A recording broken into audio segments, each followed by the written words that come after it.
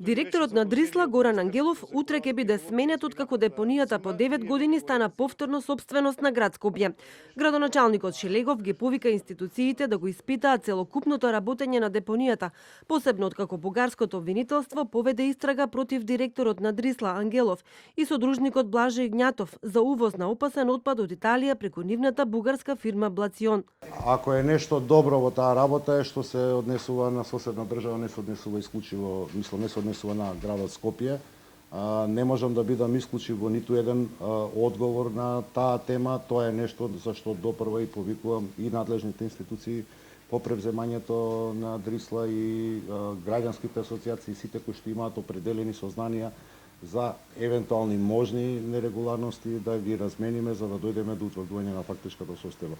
Но кој гарантира дека отпадот од Италија, каков што беше откриен во Бугарија, не завршил и во Македонија? Невладините активисти се сомневаат на поврзаност, но од Министерството за животна средина велат дека постапката се води во друга држава, а тие ја следат преку медиумите. Засега нема да се вклучат. Досега нема ниту една дозвола издадена за правното лице Дрисла за увоз на отпад. Увозот на отпад во Република Северна Македонија заради депонирање е забранет согласно со Законот за управување со отпадот.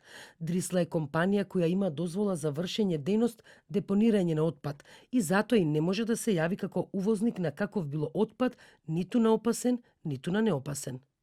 Во регистарот на Министерството 22 компании се запишани дека имаат дозвола за транспорт на опасен отпад.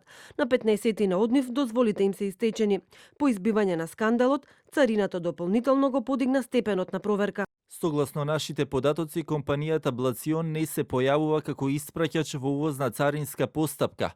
Во текот на 2019 година е увезен 2215 тони отпад, но не станува збор за увоз на опасен отпад. Согласно евиденцијата, во текот на изминатата година, само една компанија користела гориво од отпад. Демократскиот сојуз бара темелна истрага за увозот на отпад во Македонија. Целта на истрагата, велат од партијата, во која треба да се вклучат службите за разузнавање и националната безбедност, МВР, како и Царинската управа и Министерството за животна средина, е да се расчисти дали во Македонија се увезува отпад за складирање или за горење. Од јавното обвинителство вела дека досега бугарските колеги не побарале тие да се вклучат во истрагата. Од Бугарија денеска стигаат контроверзни информации.